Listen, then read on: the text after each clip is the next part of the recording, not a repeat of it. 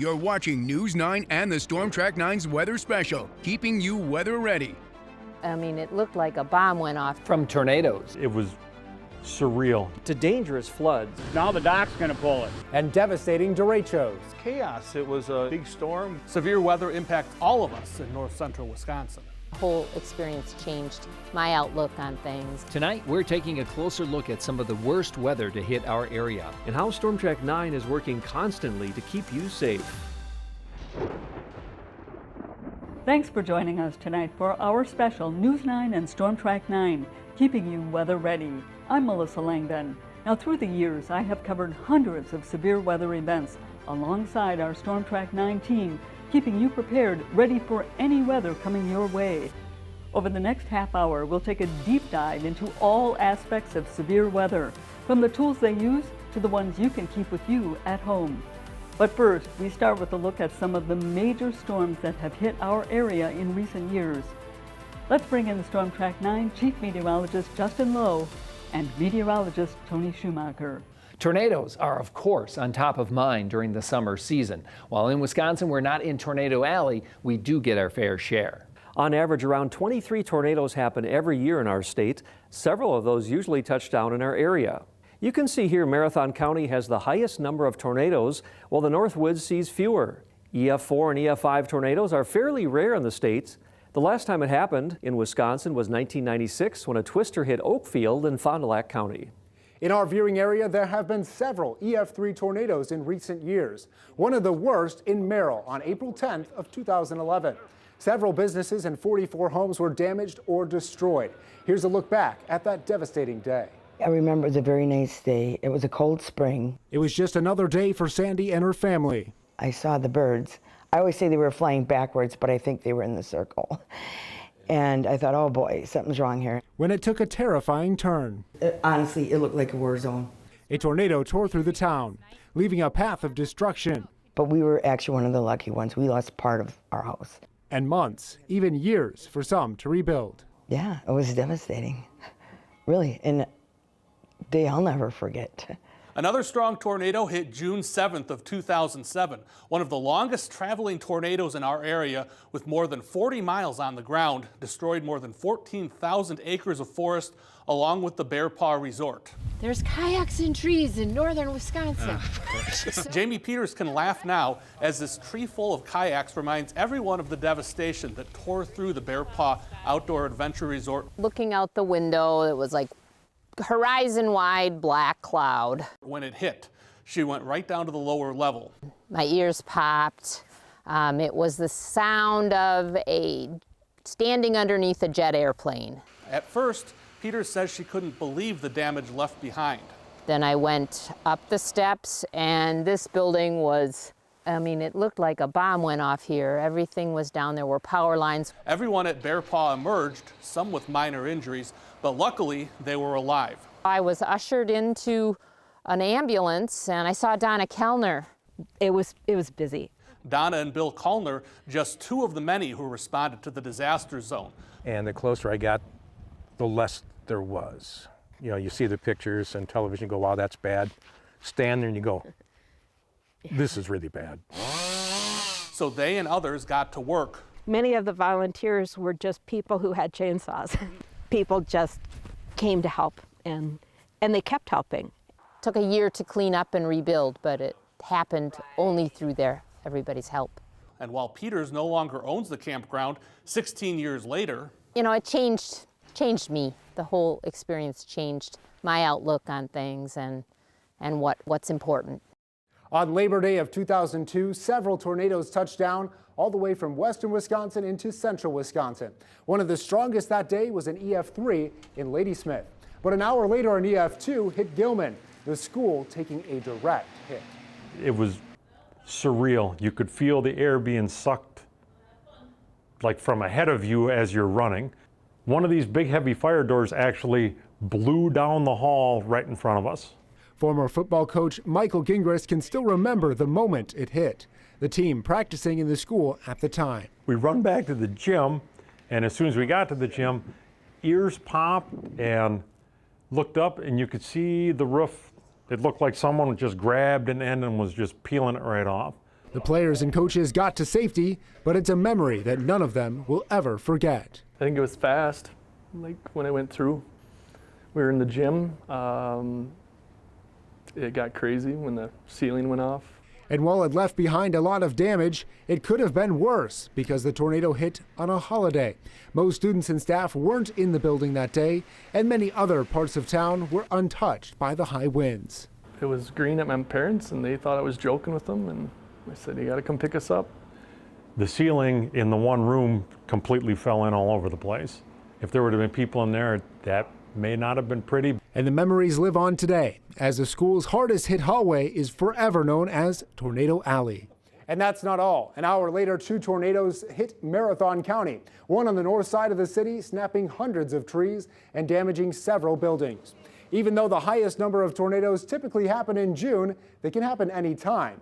Just 2 years ago, tornadoes touched down in Wisconsin in the middle of December. The only month we haven't had a tornado touchdown in our state is February. It's not often tornadoes turn deadly in our area, but 2 people died and 22 people were injured during the Big Flats EF3 tornado in August of 1994. It's not just tornadoes. Severe thunderstorms actually cause more wind damage and power outages each year. That's because of strong straight-line winds. One particularly dangerous type of thunderstorm is a derecho, which is a larger line of thunderstorms producing widespread wind damage with winds of at least 58 miles per hour. It also continues for distances of 240 miles or longer. In Wisconsin, we see a derecho about once every other year. Some of you might remember the major derecho that hit northern Wisconsin on July 4th of 1977. It began in Minnesota, and it did not end until it reached northeastern Ohio. When it crossed northern Wisconsin, winds were estimated to have reached 115 miles per hour, which would be equivalent to an EF2 tornado. 850,000 acres of trees were damaged or destroyed. In a rare occurrence, 2 derechos hit our area on consecutive days in July of 2019. The northern part of the area was hit hard July 19th, leaving widespread damage across Langlade County. There's areas on the National Forest now that used to be all mature hardwood, and it's like a golf course up there now. Trees down by wind blocked many rural and remote areas, making it difficult to restore power and even to deliver basic necessities such as gas, food, and water. We have a lot of elderly people in the community with no air conditioning, no water. Some people were unable to get to their cabins or homes for weeks. You know, you think you're prepared and then you realize, well, maybe could prepare a little bit more. And they're still cleaning up the damage today. The impact of that storm is still being felt. The second derecho hit Wood and Portage counties the next morning. The winds leaving some people without power for nearly 3 weeks in Stevens Point. Chaos. It was a big storm. Thad Klaczynski has owned Michelle's in Stevens Point for years. It was the storm of all storms, right? That day still burned in his memory. I remember 2 things. My roof blowing off the building, or at least part of it, and I remember, you know, $30,000 worth of perishable inventory that I had to worry about. Immediately, people, including the mayor, started taking action. When the reports of damage started coming in, and everything kind of took off by itself. We activated our emergency operations center. While they're still dealing with some of the aftermath, Thad and Mayor Wiesa in awe of how the community came together. Just strangers opening up their house and their resources to people they don't know. That is so inspiring. And that's what our community is really about. Thank you, Brad. We'll have much more straight ahead. We'll take a look at the tools we use and what you can use to stay safe from the storms. But first, weather trivia. What is the fewest number of tornadoes recorded in Wisconsin in any year since 1980? The answer when we return.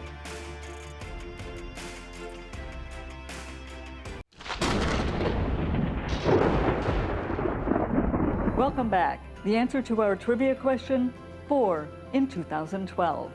Now let's turn to the life-saving tools we use to keep you safe. Let's bring back in the Storm Track 9 team with Chief Meteorologist Justin Loew and Meteorologist Jackson Garlock. Whenever there's the threat of severe weather, here at Storm Track 9, we are digging deeper, analyzing the current trends and the weather data. Once it happens, we work with spotters, law enforcement, and the National Weather Service. to let you know what is happening right now and what's headed your way. And sometimes the information might be overwhelming, so we'll go through some of the terms and data we use during severe weather coverage. The most basic thing you need to know is the difference between a watch and a warning. We talk about this every year, but it's always good to review. A good way to think of it is like baking a cake. A watch is like all of the ingredients of a cake ready to go. Everything is ready for severe weather to happen, but it's not baked yet. A warning is like the final product. The cake is done, warm, and ready to eat. Once a warning is issued, the severe weather is on your doorstep and you need to take action. Even before any watch or warning is issued, you'll often see us on TV talking about the risk of severe weather days in advance. Risk is not the same as a watch or warning. A watch is issued when severe weather is within just a few hours of it happening. The severe risk levels, on the other hand, help you plan your week, knowing which days could have thunderstorm activity. The risk is detailed on a scale from marginal to high, essentially a scale from 1 to 5, with level 1 being marginal risk and level 5 being a high risk. Kind of like a weak tornado or hurricane is a level 1, and a strong one would be a level 5. We diagnose the severe risk and let you know in advance when severe weather is possible or soon to occur. But what about when there is a warning or other significant weather is happening? The most powerful tool in our arsenal is radar. The most commonly used data from a radar is precipitation.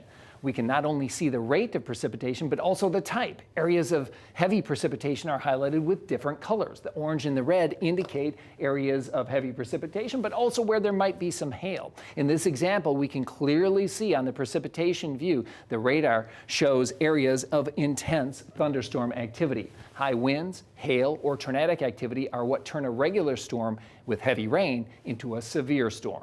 Most of the time, you'll see the precipitation view of the radar, but we can also monitor the wind speed and direction like you see here on the left side of the screen. The radars we used are called Doppler radars. The motion of the raindrops, snowflakes, and hailstones give us an indication of the wind within a storm. Take a look at your screen. The wind view here on the radar is displayed as green and red.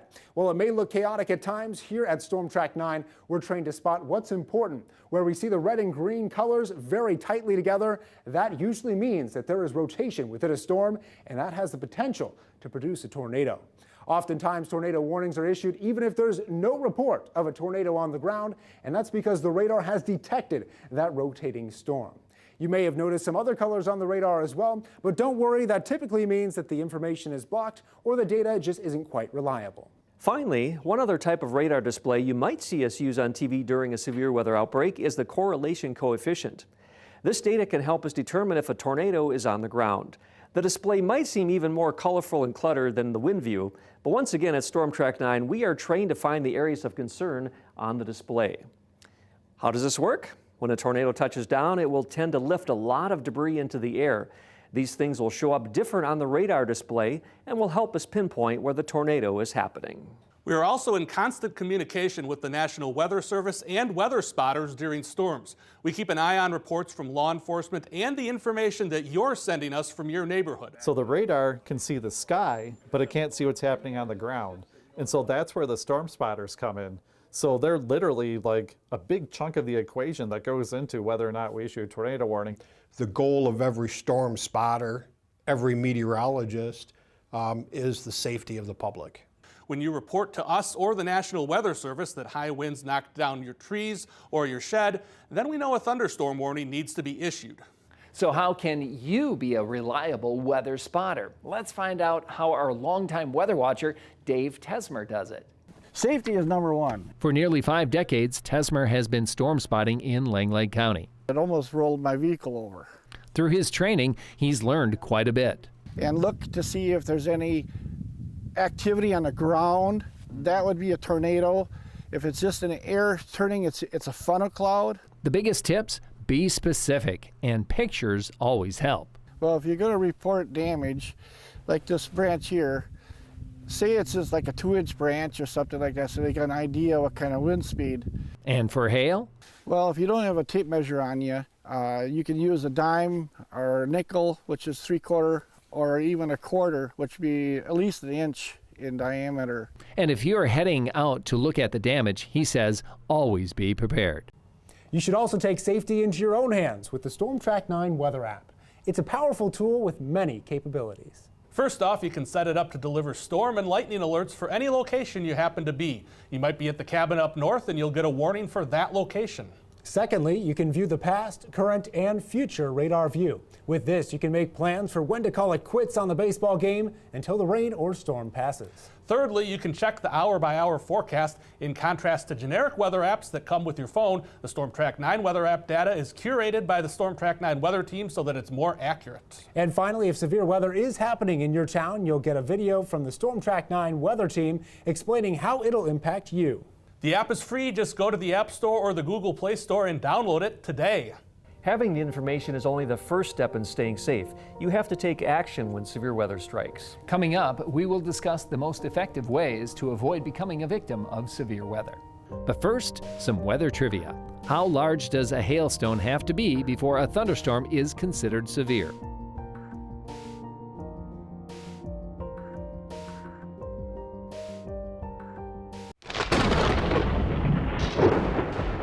And now the answer to our trivia question. How large does a hailstone have to be in order for a thunderstorm to be considered severe? The answer, 1 inch in diameter. Having the information you need about an upcoming storm is half the battle. You have to take action to keep you and your family safe. Do you know where to go when severe weather hits? Our Storm Track 9 team has you covered. Of course, the very first thing you need to do is keep up to date on the threat of severe weather. Don't be caught off guard. Watch Storm Track 9 on TV to get a heads up days in advance and use the Storm Track 9 weather app. And one of the most important things you can do is practice. You all remember doing drills every year during school. But do you practice your safety plan at home? Going through the motions will ensure everyone in the family, from adults down to the kids, know where to go and how fast they might need to act. If there's no basement, the best place to go is inside, away from windows. You also want to go to an interior room. The closer you are to the center of the building, the better. What do we do when we're out shopping? Well, shopping is something that a lot of us do, and we might find ourselves in an unfamiliar building. Where would you go to stay safe? Well, I'm here at Ace Hardware in Weston to find out what they do during severe weather. When we find that there is an announcement of severe weather, especially very close to our location here, we would make an announcement over the PA to all our customers and employees. We do have a couple of locations that a person could go to. Our break room would be one of them. The bathrooms would be another place. Those are very secure areas because they have walls all the way around those locations so that it protects a person against flying debris and such. What if we're driving down the road and there's a tornado? Well, Brad, that's a good question. Yeah, your best bet, if you are in a car and you can get to a building safely, do that. So Jackson, what happens if you're not by a building and you can't get to one safely? Well, probably the first thing you should try to do is drive away from the tornado because, of course, if you can see it in the distance, the opposite way is going to be your best bet. But weather is unpredictable. And of course, traffic can be unpredictable too. If you're stuck somewhere and you absolutely can't get away, either get out of the car and get into a ditch, get down low and cover your head.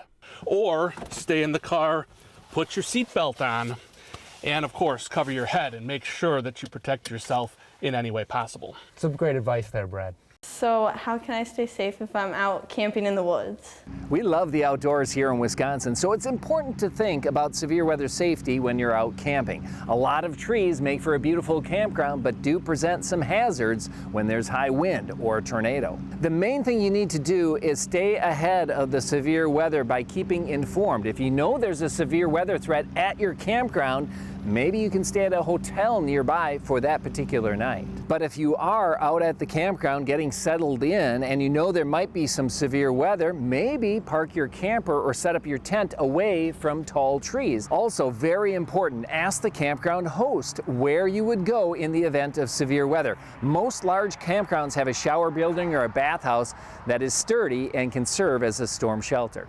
We all know summer is a busy time for events in central Wisconsin, from festivals to concerts. If severe weather hits, the event managers have a safety plan. Be sure to ask about it if you know there could be severe storms coming. Keep an eye on buildings at the event or nearby that can be used as a tornado shelter. If there is no shelter available, then your car is your best second option. What should we do if we're swimming in the lake?